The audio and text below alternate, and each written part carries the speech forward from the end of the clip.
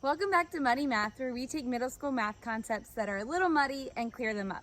Today we're talking about adding and subtracting integers. We're going to analyze 8 different cases of adding and subtracting integers. These are the same cases we saw on the staircase in the video linked here. When adding and subtracting integers, it's always helpful to draw a quick sketch of a number line. We can take the absolute value of the addends and use the signs to tell us which direction to go that many spaces. So 2 plus 3 is 5. When adding -2 and -3, it's the same pattern but on the mirror side of 0. We take the absolute value of -2 and the absolute value of -3. 2 and 3 is 5. The difference between -2 plus -3 and 2 plus 3 is that it's in the negative direction.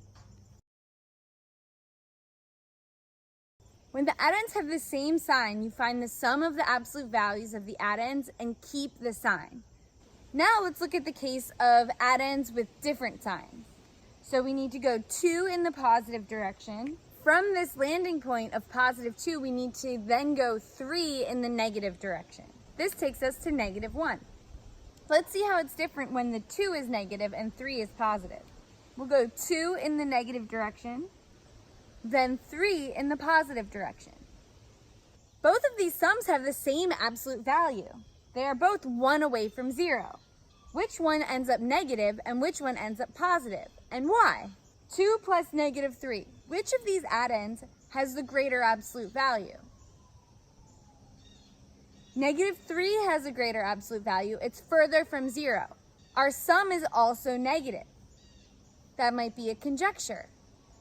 When finding the sum of 2 integers with different signs, the sum will have the same sign as the addend with a larger absolute value. Does this work for our second case? -2 and 3. Which addend has a greater absolute value? 3 does. 3 is further from 0 than -2. 3 is positive, and our final answer, our sum of 1, is also positive. Our conjecture holds true. Where also do you see 1 showing up between 2 and 3? 1 is the difference of 2 and 3. -3 has a greater absolute value than 2. We will keep the negative sign, find the difference of the absolute values of the addends, and that is our final answer, -1. 3 has a greater absolute value than -2. We keep the positive sign and find the difference of 3 and 2. So the sum of -2 and 3 is +1.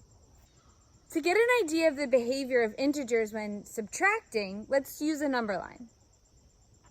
2 minus 3 takes us to -1. Are any of these sums also equivalent to -1? Yes, 2 plus -3 equals -1, and 2 minus 3 equals -1. Graphing -2 minus -3 on the number line is not as intuitive as 2 minus 3. We started at 2 and we went down 3. But how do we start at -2 and go down -3? Let's remember that key term, opposite. Let's start at -2 and subtract 3 in the opposite direction. So subtraction, we would go downward, but since we're subtracting the opposite of 3, we're going to go upward. -2 minus the opposite of 3 lands us at +1. Which of the sums also lands at +1? -2 plus 3. Can you make a prediction as to which differences will pair with which sums? Okay, our last 2 cases. Finding the difference of a minuend and a subtrahend that have different signs. 2 minus -3 and -2 minus 3. Let's start with our number line. In the case of 2 minus -3, we start at +2 and then subtract the opposite of 3. If we were to subtract 3 from 2, we would go backwards 3, but we're subtracting the opposite of 3. So we need to go forward.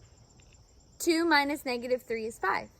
-2 minus 3. This is what you naturally would think about subtraction. We're going backwards. Start at -2 and move backward 3. -2 minus 3 is -5. Which of the sums would you pair up with these differences? 2 minus negative 3 is the same as 2 plus 3. Negative 2 minus 3 is the same as negative 2 plus negative 3. By rewriting the subtraction problems as addition problems, you can revert back to the conjectures we created for adding integers. Same sign, sum the absolute values, keep the sign. Different signs, find the difference of the absolute values, keep the sign of the add-in with the greater absolute value. Now that we've found all 8 cases, what conjectures can you come up with when adding and subtracting integers? Thanks for watching another Muddy Math video. Please give this video a like, hit that subscribe button, and in the comments below, let me know what concepts are a little muddy for you, and I'll clear them up. Catch you next time.